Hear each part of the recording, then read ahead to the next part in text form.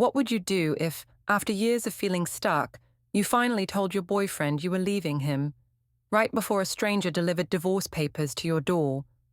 How was I supposed to know that my one reckless night and a few texts would change everything, and that he'd be the one getting the last word? Before we dive deeper into this story, I have one small request.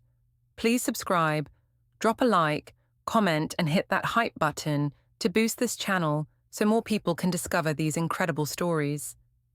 The fluorescent lights in our Denver logistics office buzzed overhead as I watched Peter Kwong organize his new desk. At 29, he had this energy that made everyone else seem half asleep. His dark hair fell perfectly across his forehead, and when he smiled, it reached his eyes in a way that made my stomach flutter. "Lysandra, right?" Peter said, approaching my cubicle with a stack of papers. "I need help understanding these shipping protocols." I looked up from my computer screen, suddenly aware of how boring my administrative assistant job had become. "Of course, let me show you." As I leaned over to point at the documents, I caught a whiff of his cologne, something expensive and intoxicating. When our hands accidentally touched reaching for the same paper, I felt electricity shoot through my fingers. "Thanks," he said, his voice lower than before. "Maybe we could grab coffee later. To discuss work stuff." My heart raced. At 32, I'd been with Ethan for 5 years, and our relationship had settled into a predictable routine. Ethan worked his IT job, came home, watched Netflix, and went to bed. We barely talked anymore beyond logistics: who was picking up groceries, when the rent was due, whether we needed to call the landlord about the leaky faucet. "I'd like that," I heard myself saying. That afternoon, Peter and I sat in the break room, ostensibly discussing client files, but really just talking. He told me about his travels through Southeast Asia, his dreams of starting his own business, his passion for rock climbing. I found myself sharing things I hadn't thought about in years: my abandoned plans to go back to school, my secret poetry writing, my frustration with feeling invisible. "You're too interesting to be stuck in a cubicle," Peter said, his eyes intense. "Someone like you should be living, not just existing." His words hit me like a revelation. When was the last time Ethan had called me interesting? When was the last time he'd asked about my dreams or made me feel seen? Over the next few weeks, Peter and I found excuses to work late together. We'd order takeout to the office and talk for hours after everyone else had gone home. He listened when I complained about Ethan's emotional distance, nodding sympathetically when I described how my boyfriend barely looked up from his computer when I came home. "You deserve someone who appreciates you," Peter said one evening, his hand brushing mine as we reached for the same pen. "Someone who sees how amazing you are." I should have pulled my hand away. Instead, I let his fingers intertwine with mine. My phone buzzed with a text from Ethan. "Working late again. Dinner's getting cold." I stared at the message, feeling a surge of irritation. Where was the concern for my well-being, the curiosity about what I was working on? Just complaints about dinner timing, as if I were his personal chef rather than his partner. "Everything okay?" Peter asked, noticing my expression. "Just Ethan being controlling," I said, turning my phone face down. "He doesn't understand that some of us have ambition." Peter squeezed my hand. "Maybe it's time you found someone who does understand." That night, I deleted Ethan's messages without responding and stayed at the office until nearly midnight, talking with Peter about everything and nothing. When I finally got home, Ethan was asleep on the couch, his laptop still open beside him. I looked at his peaceful face and felt nothing but resentment. The next morning, Ethan asked why I'd been so late. "Work stuff," I said curtly, pouring coffee without offering him any. "You wouldn't understand." "Try me," he said, genuine concern in his voice. "Lysandra, we barely talk anymore. I'm late," I interrupted, grabbing my purse. "Some of us can't work from home in our pajamas." I saw hurt flash across his features, but I was already out the door. At work, Peter was waiting by my desk with a small bouquet of flowers. "What are these for?" I asked, glancing around nervously. "For being you," he said simply.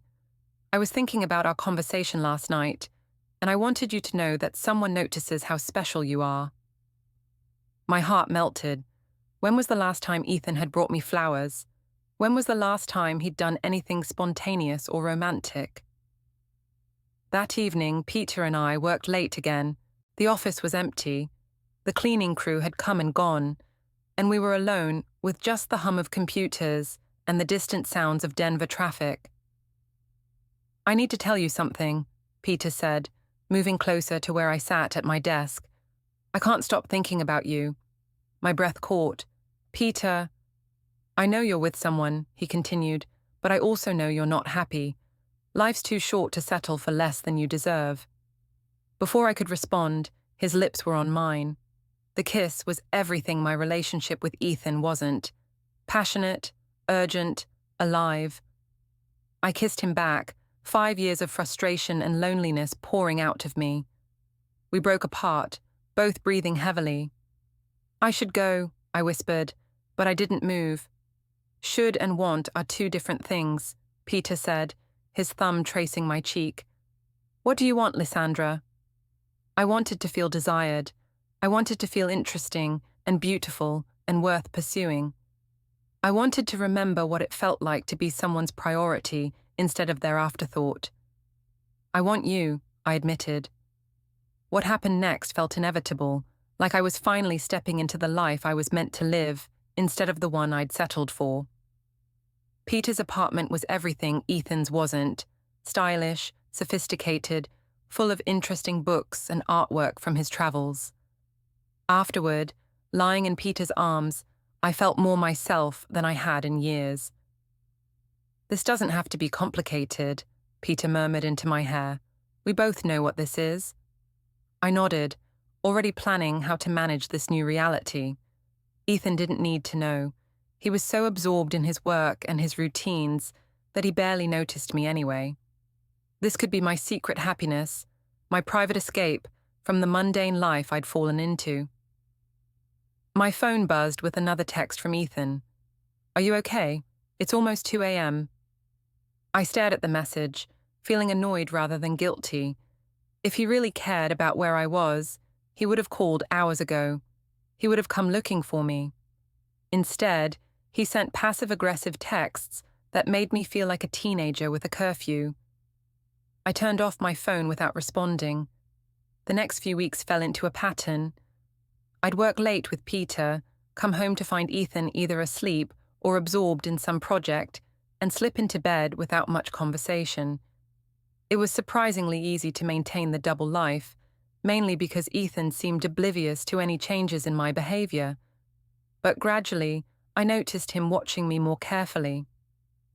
"You seem different lately," he said one Saturday morning, as I got ready to meet Peter for what I'd told him was a work conference. "Happier, but also distant." I applied my lipstick in the bathroom mirror, avoiding his eyes. "I'm just focused on my career. Some people have ambition, Ethan." "I know you do," he said quietly. "I've always admired that about you. I just feel like we're not connecting anymore." The sincerity in his voice made me uncomfortable. It was easier when he was being boring or predictable. This version of Ethan, vulnerable, trying to reach out, complicated my narrative about our relationship. "Maybe that's because you never tried to connect," I said, deflecting. "When was the last time you planned a date or did anything spontaneous?" "I could plan something for tonight," he offered eagerly. "We could go to that new restaurant you mentioned, or—" "I can't tonight. I told you I have this work thing." His face fell. "Right, the conference. On a Saturday." "Yes, on a Saturday. Not everyone works 9 to 5, Ethan." I left him standing in the bathroom, but I could feel his eyes following me as I grabbed my purse and keys. At Peter's apartment, I tried to shake off the uncomfortable conversation, but something had shifted. Peter seemed less attentive than usual, checking his phone frequently during lunch. "Everything okay?" I asked. Yeah, just work stuff, he said, but his smile seemed forced. So tell me about your boyfriend. Ethan, right? The question caught me off guard. We'd talked about my relationship before, but always in abstract terms, my frustrations, my needs not being met. Peter had never asked for specific details. What do you want to know? I don't know. What's he like? What does he do? I found myself painting an even darker picture than usual. I told Peter about Ethan's boring routines, his lack of ambition, his tendency to take me for granted. With each criticism, I felt more justified in my choices. He sounds like he doesn't deserve you, Peter said, but there was something distracted about his response. That night, I came home to find Ethan in the kitchen, making my favorite pasta dish. He'd set the table with candles and opened a bottle of wine. What's all this? I asked, immediately suspicious. I thought we could have that date night, he said, looking hopeful but nervous. I know I haven't been the most romantic boyfriend lately. I want to do better. Looking at his earnest face, I felt a stab of something that might have been guilt. But then I remembered Peter's hands on my skin, the way he made me feel alive and desired, and the feeling passed. I'm not really hungry, I said. I ate at the conference. Ethan's shoulders sagged. Of course, I should have asked first. Yes, you should have. I went to our bedroom and closed the door, leaving him alone with his romantic gesture. Through the wall, I could hear him quietly cleaning up the kitchen. Over the next few days, Ethan made several more attempts to reconnect. He suggested we watch a movie together, asked if I wanted to go hiking on Sunday, even bought tickets to a concert I'd mentioned months ago. Each time, I found reasons to decline or cut the interaction short. It wasn't that I was trying to be cruel. I just felt suffocated by his sudden attention. After years of feeling ignored, his efforts felt too little, too late. Besides, I had Peter now. I had excitement and passion, and someone who truly appreciated me. But Ethan was becoming more persistent in his questions. You've been working a lot of late nights lately, he said one evening, as I prepared to leave for another work meeting. It's called dedication, I replied. Maybe you'd understand if you cared about advancement. I do care about advancement. I've been working on that certification program, remember? But I also care about us. Well, I care about my career. Can't you care about both? The question irritated me. Why was he making this so complicated? Why couldn't he just accept that I was busy and successful and stop trying to drag me back into our boring routine? Some people are just more ambitious than others, Ethan. Not everyone is content to coast through life. I saw him flinch at the words, but I was already walking out the door. At Peter's apartment, I vented about Ethan's clinginess. He's being so needy lately, I complained, constantly asking where I'm going, trying to plan things together. It's like he suddenly realized he has a girlfriend, and now he wants to smother me with attention. Peter nodded, but he seemed less sympathetic than usual. Maybe he suspects something. Suspects what? That I have a life outside of our apartment, that I have interests and ambitions beyond watching Netflix with him every night. No, I mean, maybe he suspects about us. The possibility hadn't really occurred to me. Ethan was so trusting, so focused on his own world. But thinking back on his recent behavior, his questions, his sudden interest in my schedule. Do you think I should be more careful? I asked. Peter shrugged. Depends on what you want. If you want to keep this casual and discreet, then, yeah, probably. But if you're thinking about making a change... He left the sentence hanging, but the implication was clear. I could feel him pulling back, becoming less invested in whatever we were doing. The realization sent a spike of panic through me. I don't want to lose this, I said, moving closer to him. You make me feel like myself again. He smiled, but it didn't reach his eyes. Good, just be smart about it. That night, I came home to find Ethan still awake, sitting at the kitchen table with his laptop and a stack of papers. What are you working on? I asked, curious despite myself. Just some financial stuff, he said, closing the laptop quickly. How was your meeting? Fine, boring. You know how it is. He nodded, but his eyes stayed on my face longer than usual, like he was studying me. Lysandra, he said carefully, are we okay? I mean, really okay? The question hung in the air between us. I could have said yes, could have made an effort to bridge the growing distance, but that would have meant giving up Peter, giving up the excitement and validation I'd found with him. It would have meant settling back into the life I'd been so desperate to escape. We're fine, Ethan. You're overthinking things. Am I? Because it feels like you're pulling away from me, from us. Maybe I'm just growing as a person. Maybe I'm not the same woman who was content to spend every evening on the couch watching TV.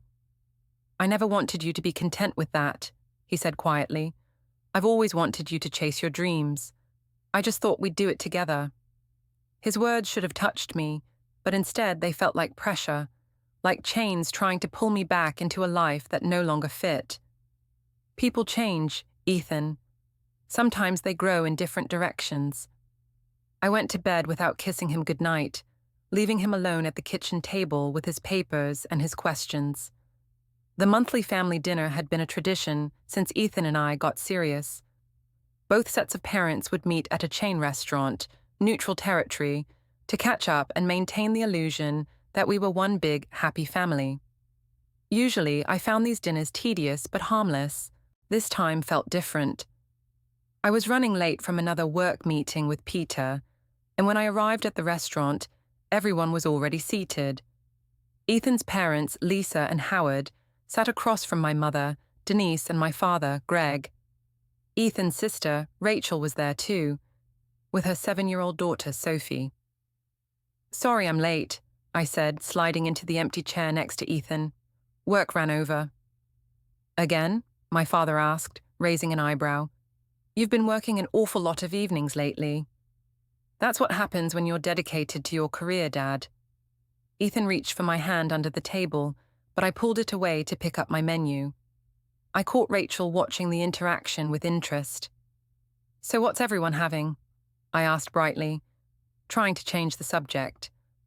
The conversation meandered through the usual topics: work, weather, Sophie's school activities. But I found myself increasingly irritated by Ethan's attempts to include me in discussions or share little inside jokes. Every time he tried to connect with me, I felt claustrophobic. Remember that hiking trip we took last summer? Ethan said, telling his parents about some trail we'd discovered. Lysandra was so determined to reach the summit, even when it started raining. I don't really remember it that way, I said coolly. I remember you complaining about the weather and wanting to turn back. Ethan looked confused. No, I was the one who encouraged us to keep going. You were worried about your shoes getting muddy. That's not how it happened, Ethan.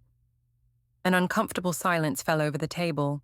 Sophie, sensing the tension, looked between us with wide eyes. Well, Lisa said carefully, the important thing is that you both made it to the top. If we even did, I muttered, loud enough for everyone to hear. My mother jumped in to change the subject, but I was feeling reckless. The wine I'd had with Peter earlier was making me bold, and Ethan's wounded expression was annoying me more than it should have. Speaking of adventures, I said, I've been thinking about taking that photography class I mentioned. That's wonderful, honey, my father said. When does it start? Saturday mornings, which means I won't be able to do those boring grocery runs with Ethan anymore. They're not boring, Ethan said quietly. I thought you liked planning meals together. I laughed, and it came out harsher than I intended. Ethan, nobody likes grocery shopping. Some of us just pretend better than others. Rachel's eyes narrowed. That seems a little unfair. Ethan was just saying how much he enjoys. Ethan enjoys a lot of things that most people would find mind-numbingly dull, I interrupted, like organizing his sock drawer and watching documentaries about computer programming. Lysandra, my father warned, but I was on a roll. What? I'm just being honest. We can't all be thrilled by the prospect of spending Saturday afternoon comparing prices on breakfast cereal. Ethan's face had gone pale. I didn't know you felt that way about everything. Well, now you do. The table fell silent except for the clatter of dishes and conversation from other diners. Sophie tugged on her mother's sleeve. "Why is Aunt Lysandra being mean to Uncle Ethan?" she whispered, but in the way children do where everyone can hear. "She's not being mean, sweetheart," Rachel said carefully, but her eyes were hard when they met mine. "Sometimes adults have disagreements." "It's not a disagreement," I said.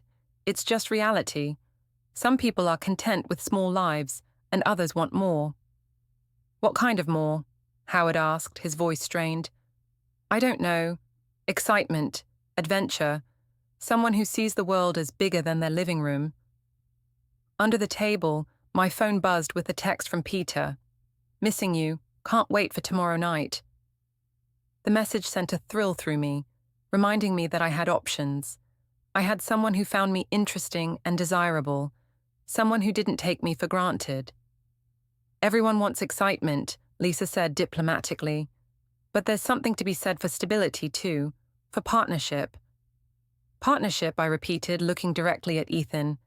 "Is that what we call it when one person does all the emotional labor while the other person just exists?" "Lysandra," my mother said sharply, "that's enough." But it wasn't enough.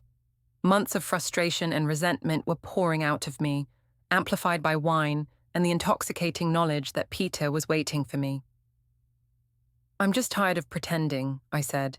"Tired of acting like I'm satisfied with someone who thinks the height of romance is remembering to pick up my favorite yogurt at the store." Ethan stood up abruptly. "Excuse me," he said, his voice tight. "I need some air." He walked away from the table, leaving me surrounded by shocked faces and uncomfortable silence. "Lysandra Marie Morley," my father said, using my full name like I was still a child. "What has gotten into you?" "Nothing's gotten into me. I'm just being honest for once." "Honest?" Rachel's voice was sharp with anger. "You're being cruel. Ethan loves you. He's been planning." "Planning what? Another thrilling evening of takeout and television?" "He's been planning to propose," Rachel snapped, then immediately looked like she wished she could take the words back. The revelation hit me like cold water. "What?" "I wasn't supposed to say anything," Rachel said miserably, "but he's been saving up, looking at rings. He wanted to surprise you." I stared at her, my mind racing. A proposal, marriage, a lifetime of grocery runs and sock drawer organization, and quiet Saturday mornings that stretched into quiet Saturday afternoons. "Well," I said finally, "I guess it's good that I'm being honest now then." My mother reached across the table to grab my hand. "Honey, maybe you're just stressed from work. Sometimes when we're overwhelmed—" "I'm not overwhelmed, Mom. I'm underwhelmed. There's a difference." I pulled out my phone and texted Peter back, "On my way." "Where are you going?" my father demanded as I stood up. "Somewhere I'm actually wanted," I said, grabbing my purse. As I walked toward the exit, I could hear Sophie asking her mother why everyone looked so sad, and my father apologizing to Ethan's parents, in a voice heavy with embarrassment.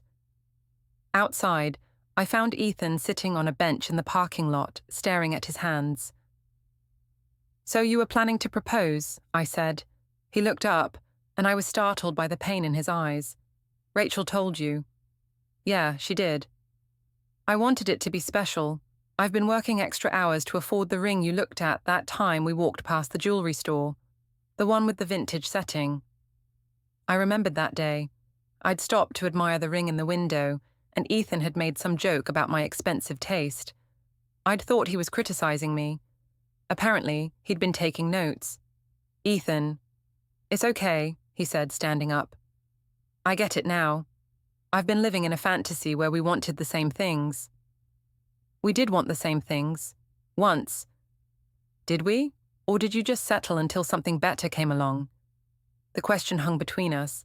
I could have denied it, could have tried to salvage something from the wreckage of the evening. But Peter was waiting, and I was tired of pretending. "People grow, Ethan. People change."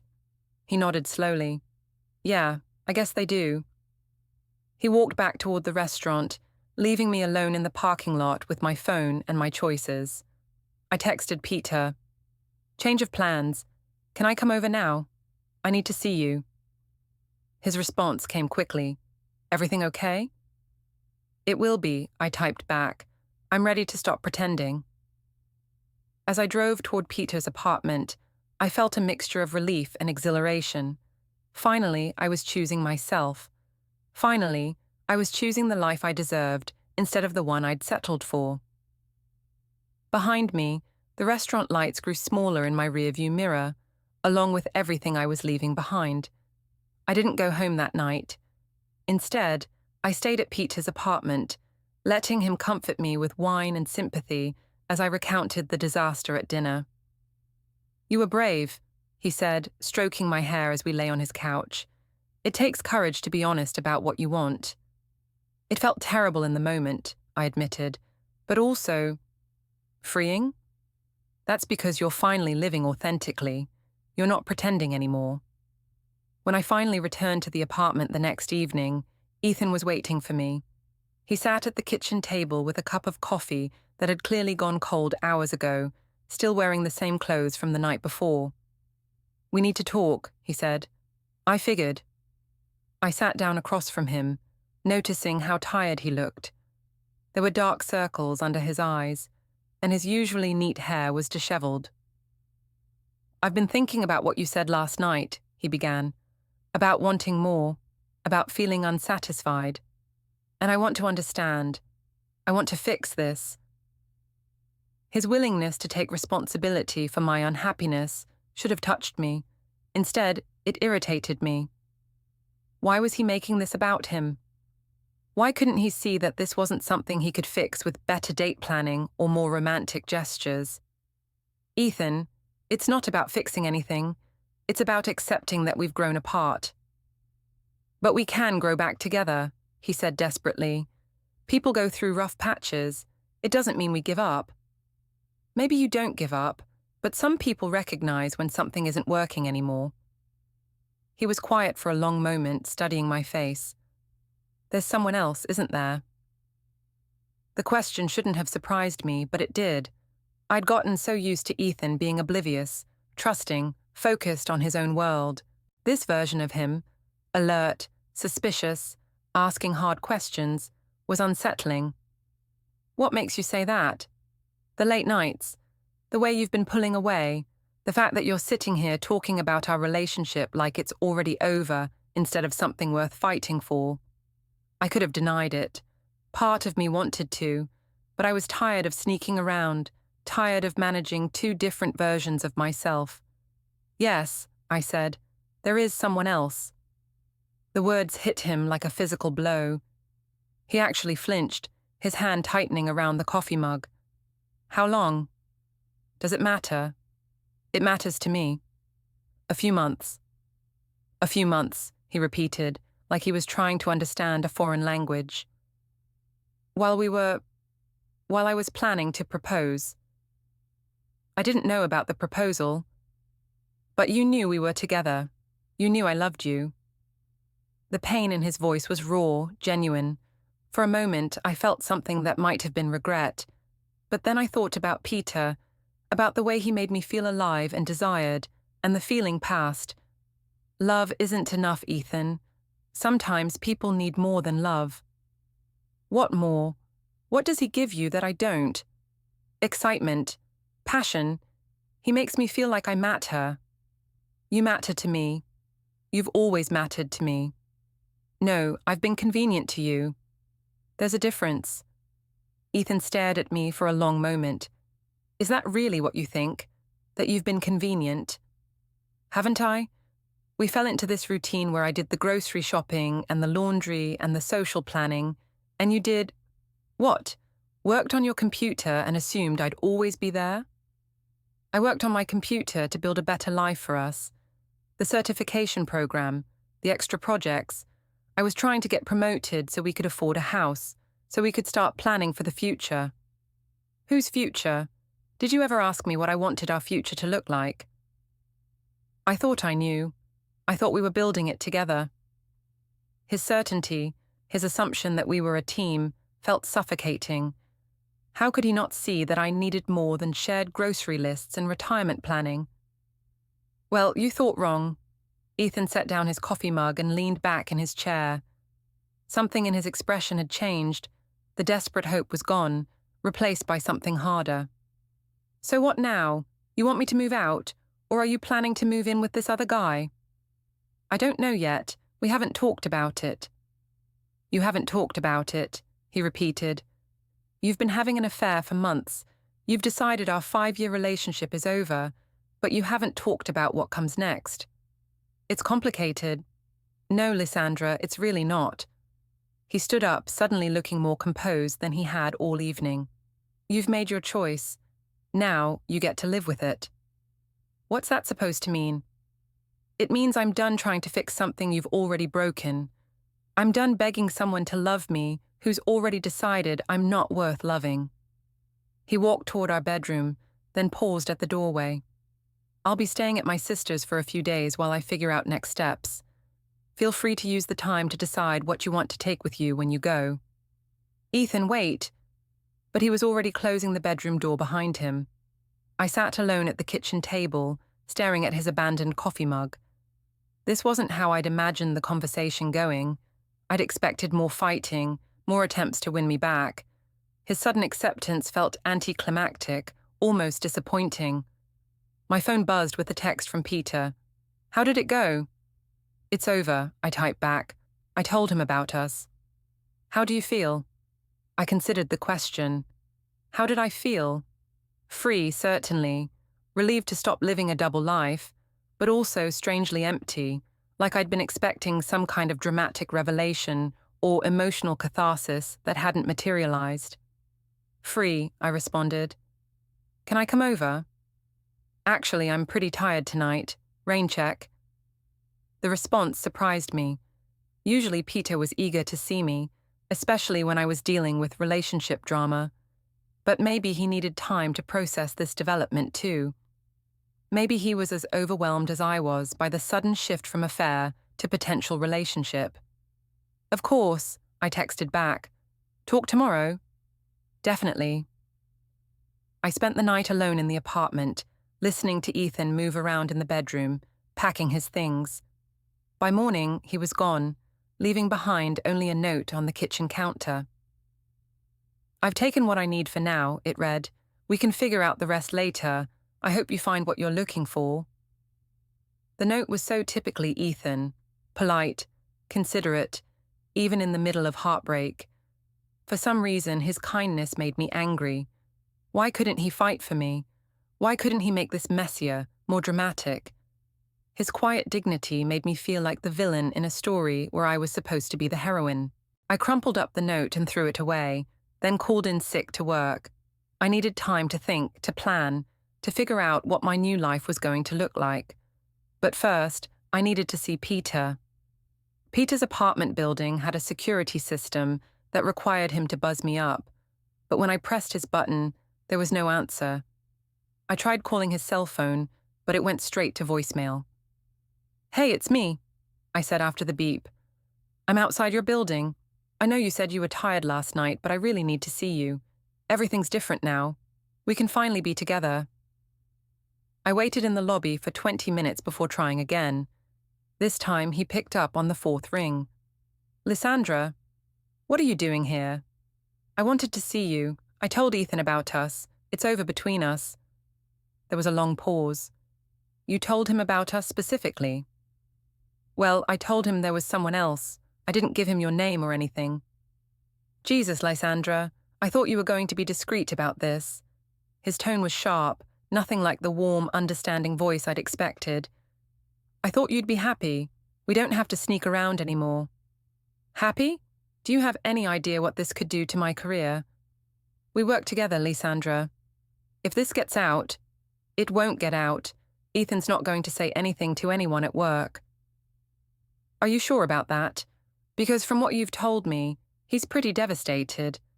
Devastated people don't always make rational choices. I felt a chill of uncertainty. He wouldn't do that. He's not vindictive. Everyone's vindictive when they're hurt enough. Peter finally buzzed me up, but when I reached his apartment, he didn't invite me in. Instead, he stood in the doorway blocking my entrance. I think we need to cool things down for a while, he said. Cool things down? Peter, I just left my boyfriend for you. I never asked you to do that. The words hit me like a slap. You said I deserved better. You said I should be with someone who appreciated me. I said a lot of things, but I never promised you anything, Lysandra. I thought we both understood what this was. What was it exactly? He sighed, running a hand through his hair. Look, you're a great woman, but you're also married. I'm not married. You might as well be. 5 years living together, shared finances, and now there's going to be drama and complications and probably lawyers involved.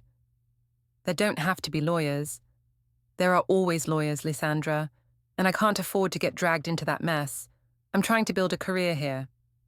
I stared at him, trying to reconcile this cold, calculating person with the man who'd brought me flowers and told me I was special. So that's it? You're just going to pretend nothing happened between us? I'm going to be professional. At work, we're colleagues. Nothing more. And outside of work? I think it's better if we don't see each other outside of work for a while. He started to close the door, but I put my hand against it. Peter, wait. I know this is complicated, but we can figure it out. I love you. The words hung in the air between us. I hadn't meant to say them. They'd just slipped out. But once they were spoken, I realized they were true. Somewhere in the midst of all the excitement and validation, I'd fallen in love with him. His expression softened slightly. Lysandra, I love you, I repeated, and I think you love me too, or you wouldn't have pursued this for so long. I care about you, he said carefully. But love, that's a pretty big word for what we had. What we had, past tense. I think it has to be, at least for now, until things settle down. This time he did close the door, leaving me standing in the hallway with my love confession echoing off the walls. I drove back to the empty apartment in a daze. Everything I'd imagined about my new life was crumbling before it had even begun.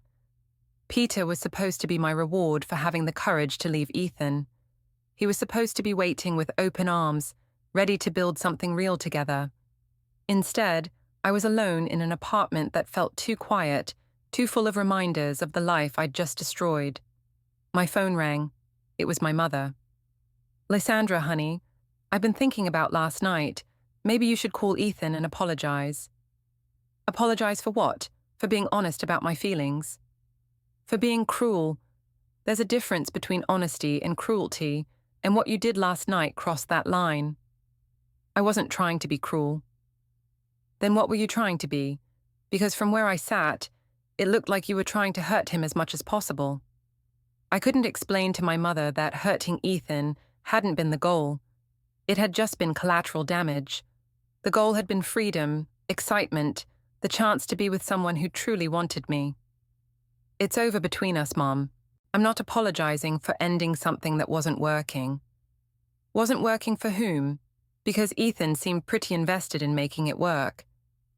Ethan was invested in keeping things exactly the same forever. That's not the same thing as making it work.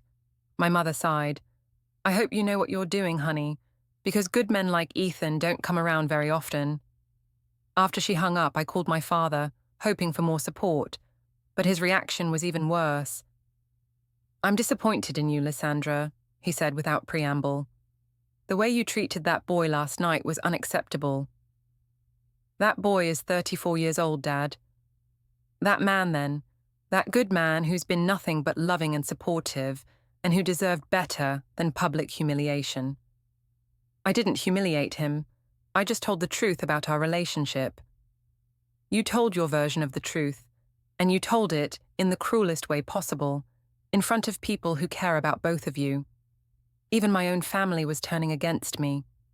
Couldn't they see that I'd been suffocating in that relationship? Couldn't they understand that sometimes you have to hurt someone in order to save yourself? The next few days passed in a blur of uncomfortable encounters. At work, Peter avoided me completely, eating lunch at his desk instead of in the break room and leaving immediately at 5 o'clock.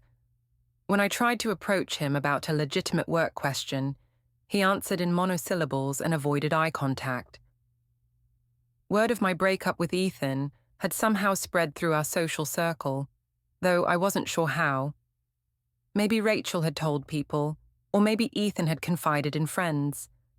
Either way, I started getting awkward phone calls and text messages.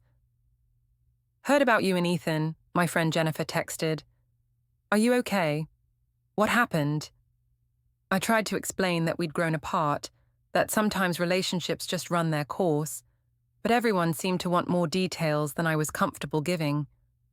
The worst was when Ethan's friend Mike called me directly. "I don't know what happened between you two," he said, "but Ethan's a mess. He's been staying at his sister's, and Rachel says he barely eats or sleeps." "I'm sorry he's hurting," I said, and I meant it. But sometimes ending things is the kindest option for everyone. Kindest? Lysandra. He was planning to propose. He showed me the ring. Everyone kept mentioning the ring, like it was some kind of trump card that should override my feelings about our relationship. "The ring doesn't change anything, Mike. You can't propose your way out of fundamental incompatibility." "Incompatibility? You've been together for 5 years. If you were incompatible, wouldn't you have figured that out by now?" I didn't have a good answer for that question. By the end of the week, I realized that Peter wasn't going to change his mind about cooling things off. If anything, he seemed more distant each day. During a team meeting, he actually moved to a different chair when I sat down next to him. After work, I waited by his car in the parking lot. "We need to talk," I said when he emerged from the building. "Lysandra, I told you. I know what you told me, but I need to understand what changed. A week ago, you were telling me I deserved better, encouraging me to leave Ethan. Now you won't even look at me." He glanced around the parking lot, checking to see if anyone was watching us. "Nothing changed. I just think we both got caught up in something that was never meant to be permanent." It felt permanent to me. Well, it wasn't. Look, you're a beautiful woman, and what we had was nice. But it was never going to be more than what it was. What was it then? Just sex? It was what it was. I don't need to put a label on it. His casual dismissal of everything we'd shared felt like a physical blow. "You made me believe you cared about me. I did care about you. I do care about you. But caring about someone doesn't mean I want to build a life with them." Then what was all that talk about me deserving better, about finding someone who appreciated me? "You do deserve better, but that doesn't mean I'm the person who's going to give it to you." He got in his car and drove away, leaving me standing alone in the parking lot for the second time in a week. That night, I sat in my empty apartment, taking inventory of my life. I'd destroyed a 5-year relationship for a man who'd never intended to be more than a temporary distraction. I'd alienated my family and friends. I'd made myself a pariah at work.